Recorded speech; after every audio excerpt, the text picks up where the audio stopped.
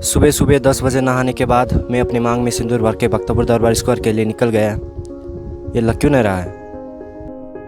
रास्ते पे हमें सलमान खान की गाड़ी से टकराई हुई एक गाड़ी मिली जिसका हालत मेरे पढ़ाई से भी नाजुक था। कहा जाता है कि वह आदमी नहीं रहा। बाइक को पार्किंग में लगाने के बाद कहते हैं मैं हूँ आज का कैमरामैन। पाप लगेगा आप लोगों को। पहुँचते ही हमें सबसे पहले एक हरा तालाब मिला जो क्लोरोफिल से भी हरा था और उसके साइड में हम पागल जैसे उछल कूद कर रहे थे। उसके बाद मुझे कहते हैं कि हम यहाँ से वॉक करेंगे, तुम बाद में कबीर सिंह का इंट्रो लगा देना।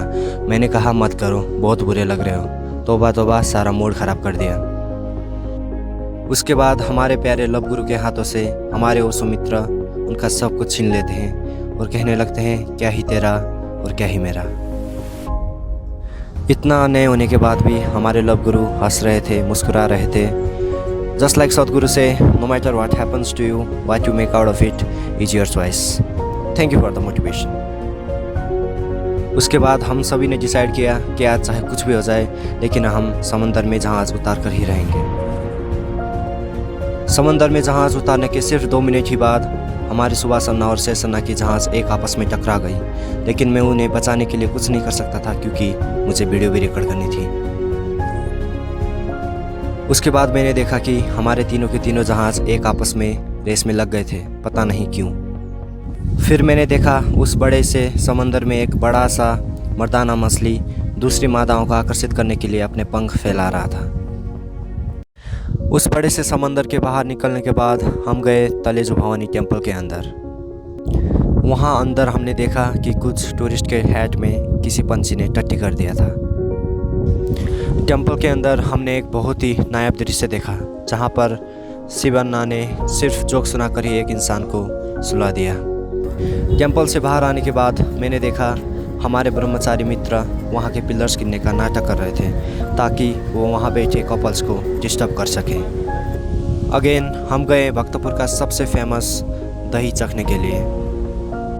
वहाँ पर मैंने देखा सुभाष अन्ना को दही खाते हुए और मैं बोला अन्ना दही खाना है, दही को डराना नहीं है। उसके बाद सुभाष अन्ना बोले आज दही का पैसा तुम दोगे, दैट्स फेयर। अपनी दही वासना को पूर्ण करने के बाद हम निकल पड़े अपनी अगली destination Doleshwar Mahadev temple. Doleshwar Mahadev temple पहुंचने के बाद हमने देखा गेट के सामने 2 कुत्ते सोकर हमारा वेलकम कर रहे थे। महादेव जी और नंदी जी के दर्शन करने के बाद और ढेर सारे ग्रुप फोटोज़ लेने के बाद हम चल पड़े अपने अगले डेस्टिनेशन बैक टू भक्तपुर दरबार स्क्वायर।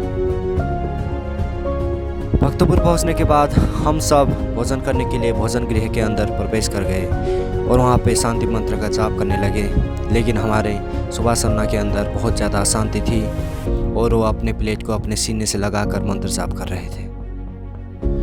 उस दिन मुझे पता चला ईसा के लोग सिर्फ साधना के लिए नहीं लेकिन खाने के लिए भी उतने ही भूखे हैं। भोजन करने के बाद मैंने देखा हमारे लव गुरु उस रेस्टोरेंट के एक्वेरियम के मछलियों को आकर्षित करने के लिए अपने उंगलियों से उनको नचवा रहे थे। इतना खाना खाने के बाद भी सबने चाय के लिए थोड़ी जगह बचा कर रखी थी, इसलिए हम चले गए चाय पीने। चाय पीने के बाद सब लोग मुझे पूछ रहे थे आज का एक्सपीरियंस कैसा रहा। मैंने बोला पिछले 1 हफ्ते से सुनने के प्रिपरेशन के लिए मैं सुख क्रिया कर रहा था। आज मुझे दिन भर फ़ोन पकड़ा दिया, अब मैं सुख क्रिया कैसे करूँगा। उसके बाद सब कहने लगे कोई नहीं हो जाएगा। मैं बोला ऐसा कहने वाले लोगों के लिए गरुड़ पुराण में अलग सा सज़ा है। दिन भर ऐसे ही उठपटांग हरकतें करने के बाद हमें याद आता है कि हमें घर भी जाना होता है, इसलिए हम अपनी भटभटिया और स्कूटरिया लेके निकल गए अपने घर की तरफ। शंभू।